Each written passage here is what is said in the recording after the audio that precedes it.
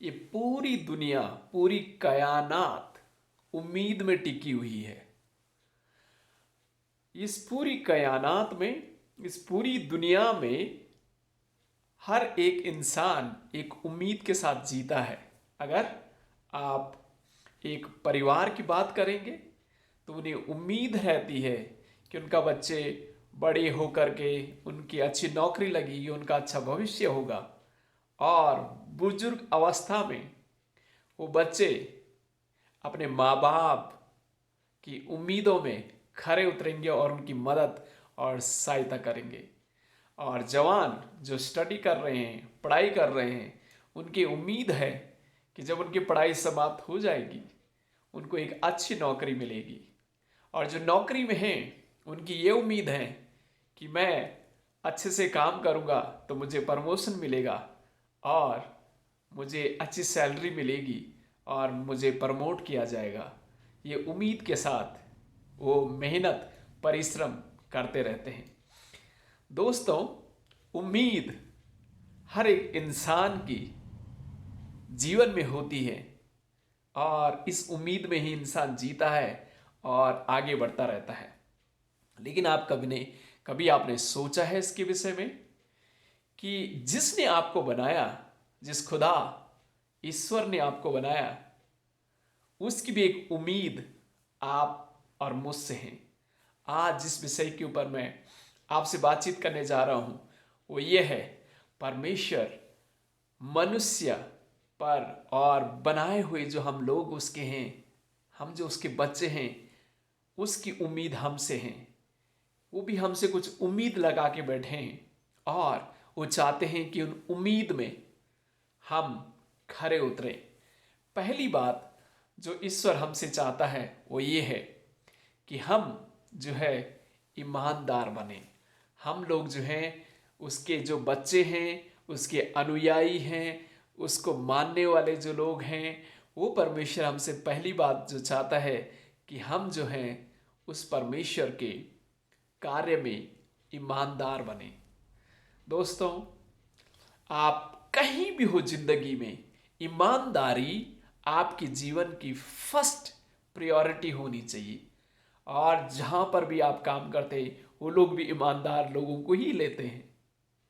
School में आप जाइए, आप नौकरी में जाइए, घर में रहिए, जीवन के किसी भी क्षेत्र में इस दुनिया में आप अगर रहते हैं तो लोग आपको यही चाहते हैं कि आप ईमानदार हो। और परमेश्वर भी जो जिसने आपको बनाया है, मुझे बनाया है, वो परमेश्वर हमसे चाहता है कि पहली बात जो है हम अपनी कार्य में ईमानदार बने। परमेश्वर ने अलग अलग गुण हर एक इंसान के अंदर डाले हैं। कोई अच्छा शिक्षक भी है और कोई अच्छा मदद करने वाले लोग हैं और कोई विभिन्न विभिन्न विभिन्न विभिन्न योग्यताएं और गुण परमेश्वर ने, खुदा ने आपके अंदर एबिलिटी दी है। और वो गुण जो आपके अंदर हैं उस गुण के अनुसार आप ईमानदार बने रहें, बेईमान नहीं, ईमानदार बने रहें। अब अगर आपको बोलने का टैलेंट है तो आप दूसरों को अच्छे शब्दों से संबोधित करें, अच्छी शिक्षा दें, अच्छे रास्ते में लोगों को लेके जाएं और गलत रास्तों में नहीं। एंड अगर आपका गुण है कि आप दूसरों की मदद करते हैं, आप दूसरों की मदद करते रहें, इसमें आप ईमानदार बने रहें। क्योंकि ईमानदारी बहुत बहुत इम्पोर्टेंट और महत्वपूर्ण है, जो परमेश्वर आपसे चाहता है कि आप अपने कार्य में ईमानदार बने। अगर अपने कार्य में आप ईमानदार रहेंगे आप सफल हो जाएंगे, 100% आप सफल होंगे। और जहाँ पर भी आप हैं आपको प्रमोट किया जाएगा, आप ऊंचाइयों में जाएंगे और आपके द्वारा और लोग भी आशीष को प्राप्त करेंगे।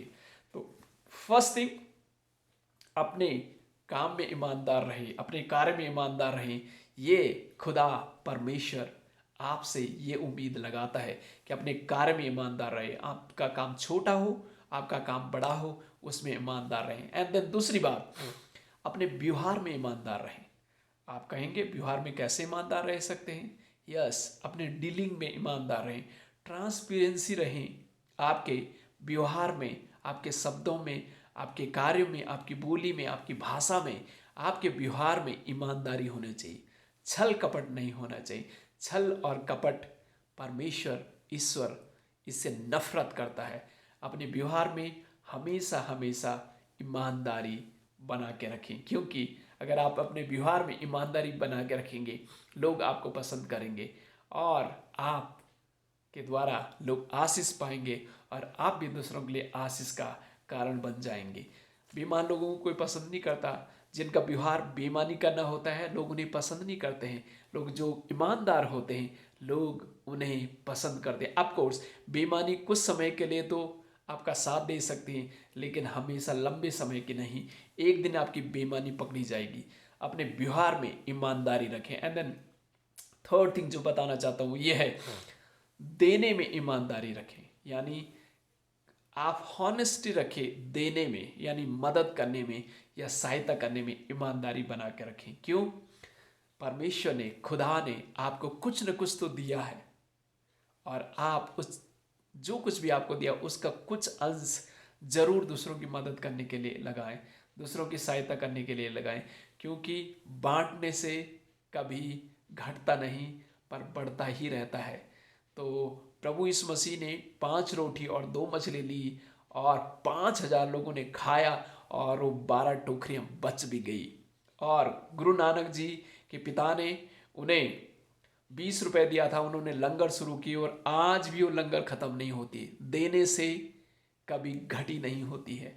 तो आप ईमानदार रहें देने में, और अगर आप देने में ईमानदार रहेंगे आप खुद देखने पाएंगे कभी भी कोई घटी नहीं हुई।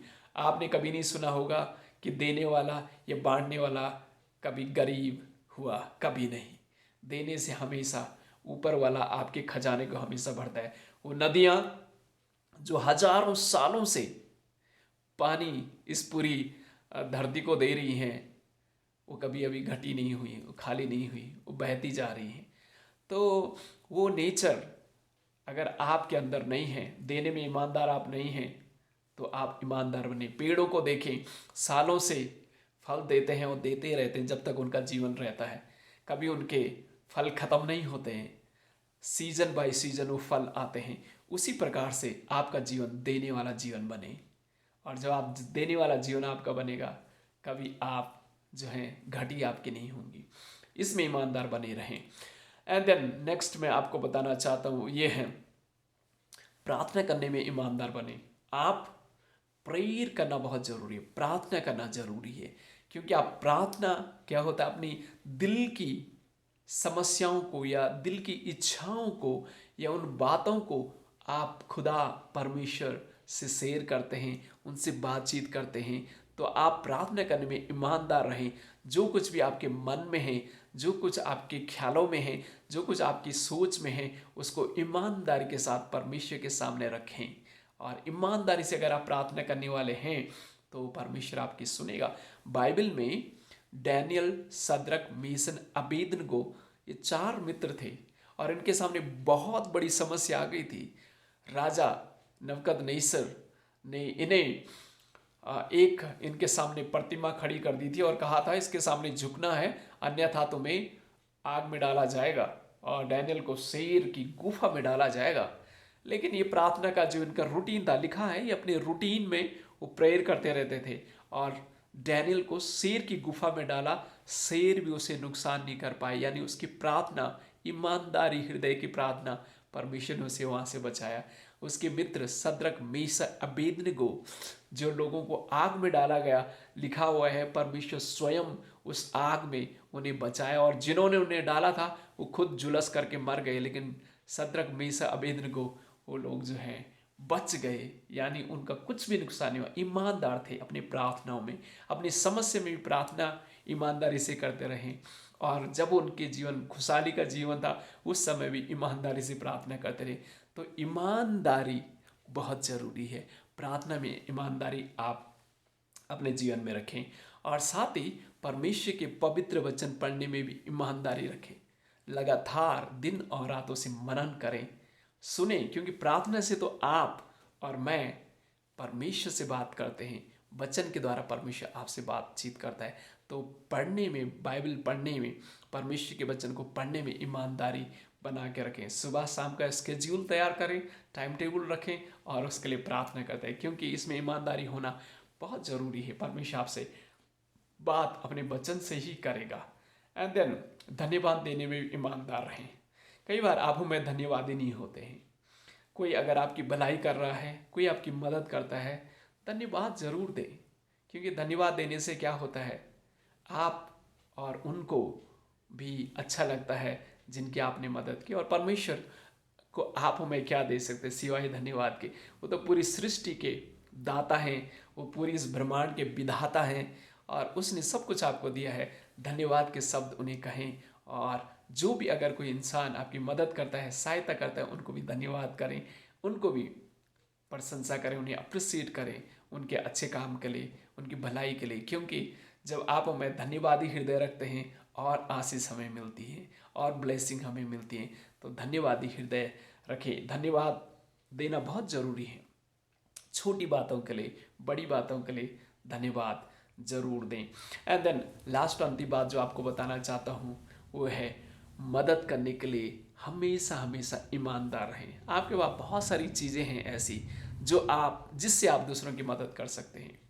विधवाओं की मदद करें, अनाथों की मदद करें और गरीबों की मदद की, परदेशियों की मदद करें, क्योंकि मदद के द्वारा जो है लोगों को आशीष मिलती है। सहायता करने वाला बने, हेल्प करने वाले लोग बने।